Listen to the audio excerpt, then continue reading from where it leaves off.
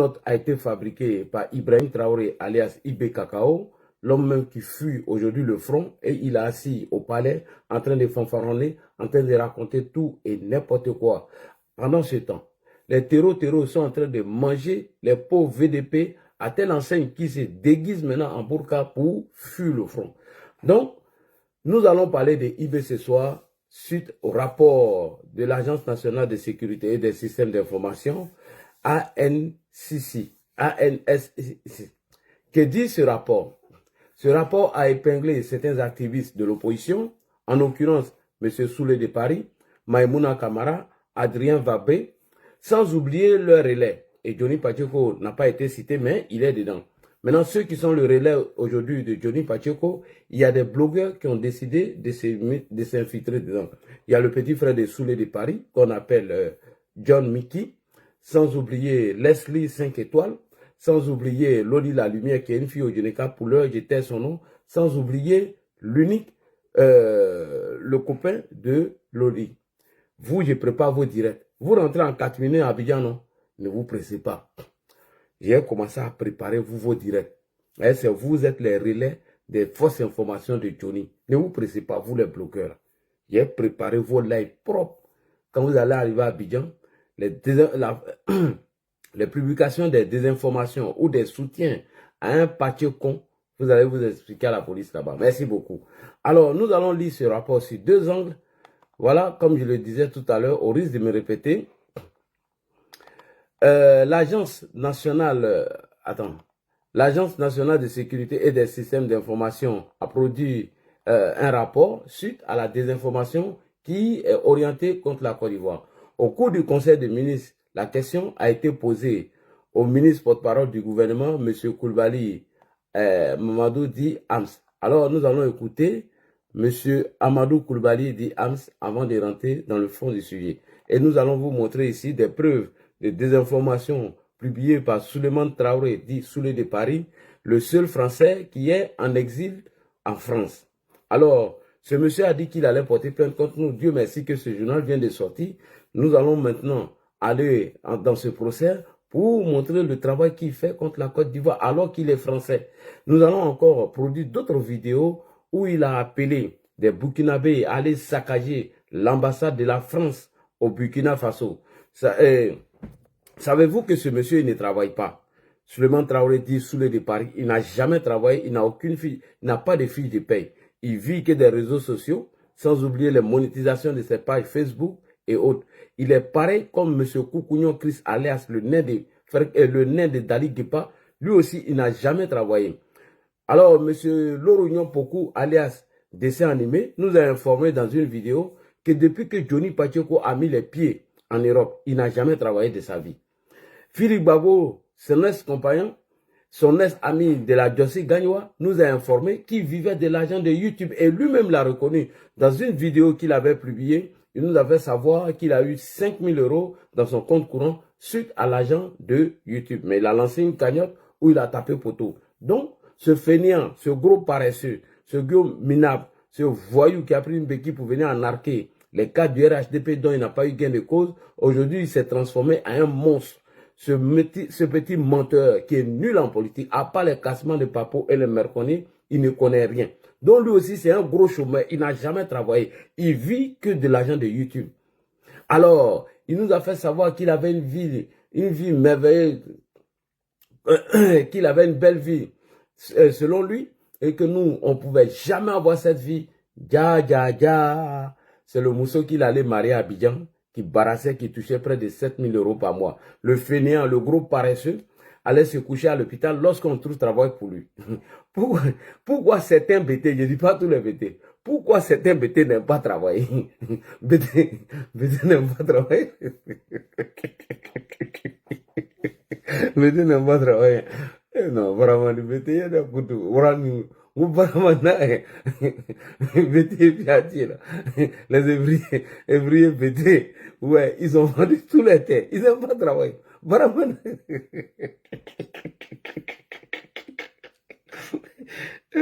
non, mes parents mettaient tout ce qu'ils voulaient, tout ce que mes parents mettaient, ça fait. C'est de ce jeu, les gigolos comme les pères Babou, s'habiller, c'est laver, c'est s'habiller bien propre, aller danser, manger, boire et jus à volonté. C'est tout ce qu'ils savent faire.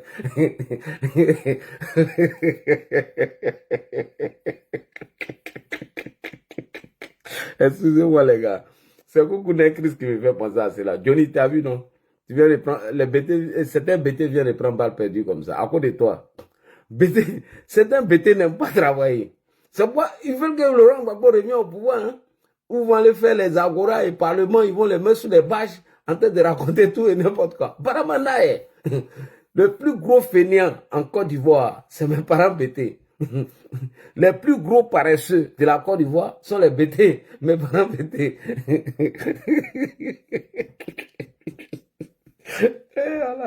Mes parents BT ont plus pardonnez, excusez-moi, ma grand-sœur Rachel Crasso n'est pas dedans. J'ai dit c'est un BT. Mon frère Dagrou n'est pas dedans. Dagrou, Dagrou mon frère, il n'est pas dedans. Voilà.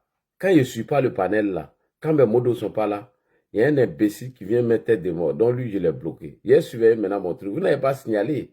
Vous avez signalé, non? Cette fois-ci, là, je suis vigilant. Donc, bref, je reviens à mon sujet. Le plus gros paresseux parmi les BT s'appelle Johnny Patioko. Le nez de Dali Guepa. Il n'a jamais travaillé dans sa vie. Et je le mets au défi de publier une fiche de paie. Et lui-même l'a reconnu dans une vidéo, Johnny Patioko, qui n'a jamais travaillé et qui vit au chômage. Donc, depuis que la Go, qui touchait près de 7 000 € par mois, a mis Johnny Patioko dehors, alors là, il est devenu aigri. Il a pris une béquille pour venir escroquer les cas du RHDP, ce qui n'a pas marché. Il est frustré aujourd'hui et bien évidemment, il est devenu opposant. Après avoir fini de manger 60 millions au RHDP, aujourd'hui, il se rappelle du peuple dont il veut venir combattre ce peuple. Merci beaucoup. Donc, voilà. Donc, on va revenir maintenant dans le sujet. Les frères, revenons au sujet. Donc, Johnny Patioko est l'un des plus gros paresseux qui ne travaille pas, qui vit des réseaux sociaux. Il a pris maintenant comme son commerce de désinformer les gens. Ça, c'est son nouveau boulot. La désinformation, l'intoxication, le mensonge. Le monsieur s'est transformé en un monstre à tel enseigne que toutes les informations qu'il apporte sont toujours fausses.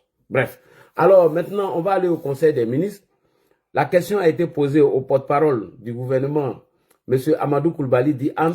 Il va nous dire comment la Côte d'Ivoire compte lutter contre la désinformation suite à ce qui est en train de se préparer par certains opposants afin de créer un climat de tension pour que les peuples puissent s'embraser et les gars vont rentrer en action.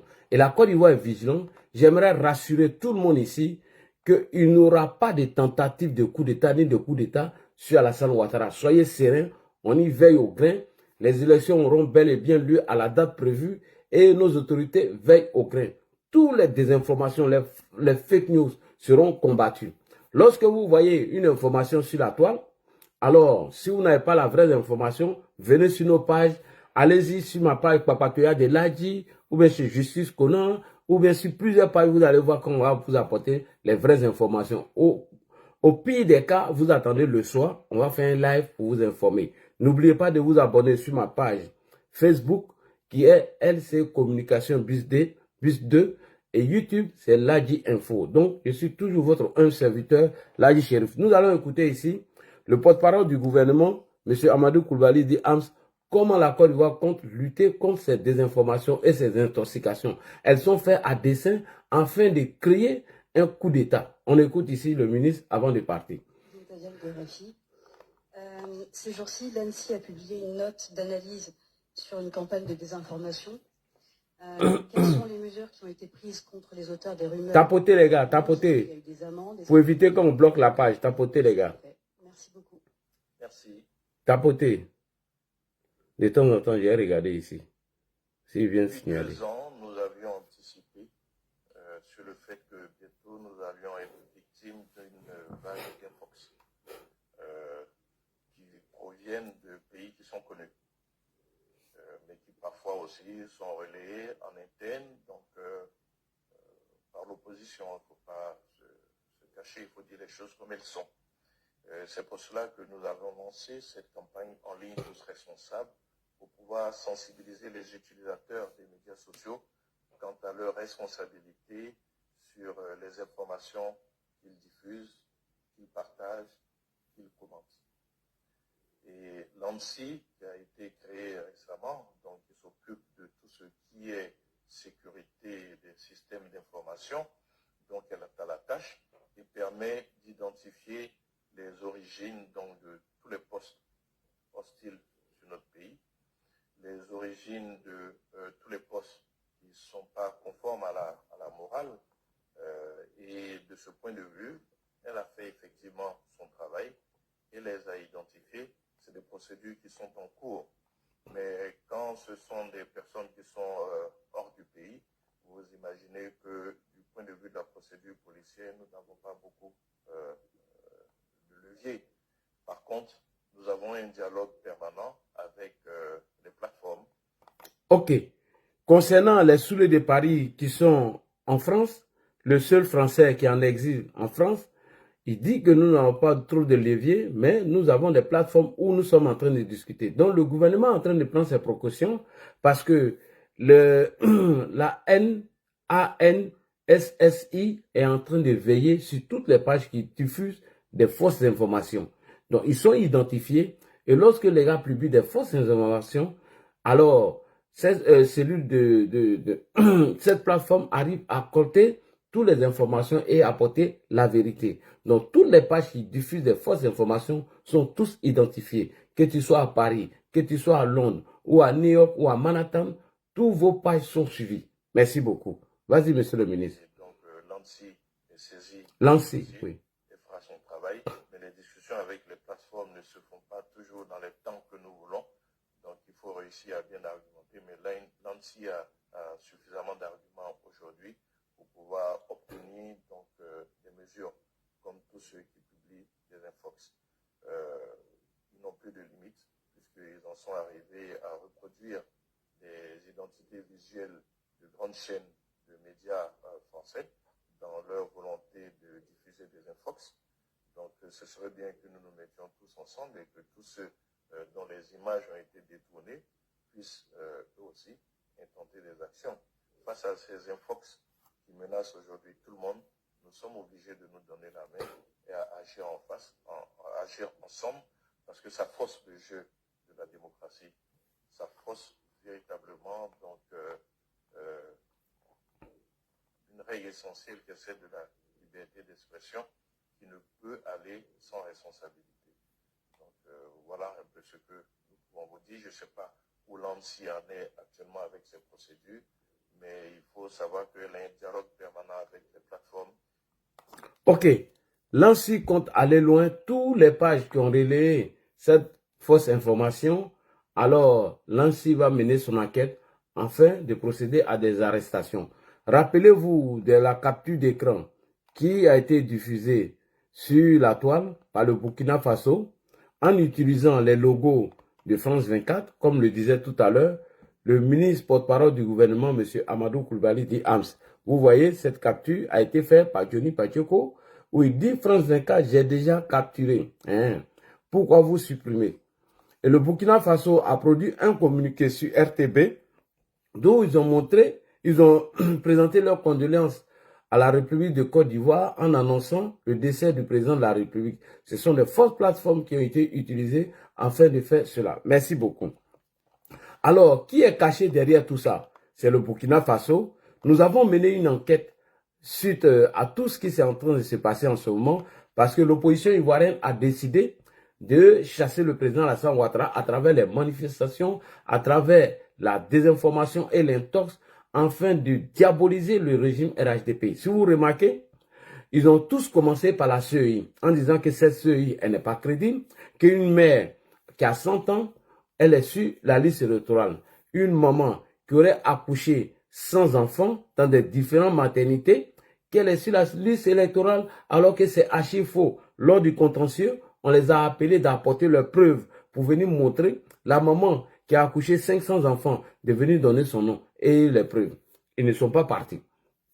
On les a appelés pour dire que les Ivoiriens qui n'ont pas de, que les Ivoiriens qui sont restés sur la liste électorale, qui ont mis parents inconnus, ils n'ont qu'à venir, ils ne sont pas arrivés. Alors que parents inconnus, je vous ai parlé le cas de parents inconnus. C'était dans le cas de l'audience foraine où il fallait enrouler tous ces Ivoiriens-là en fin de partie. Elle date de 2007-2008. Donc, c'est aujourd'hui, ils viennent se plaindre pour cela.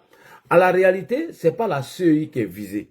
C'est le régime en place qui est visé. Il faut discréditer la CEI afin de montrer que cette CEI, elle n'est pas crédible. Qu'on ne peut pas aller à une élection avec cette CEI.